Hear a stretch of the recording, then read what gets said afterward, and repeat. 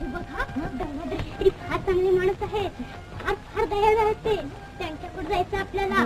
आता तुम्ही शुद्ध होणार, तुमच्या मुंजी होणार आता, आणि किती किती गंमत होणार आहे. मग चला थांबा, इथेच थोडी थांबा.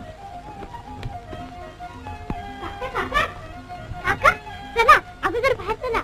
मग तुम्हाला सांगितलं ना की मुलं आली आहेत बाहेर, बिचाऱ्यांचे आई बाप गेले, त्यांच्या मुंजी सुद्धा झाले नाहीत वाजवणी. करा तुम्ही, चला. अगो हो हो हो, करू करू. कुठं आहे कुठं ते पण.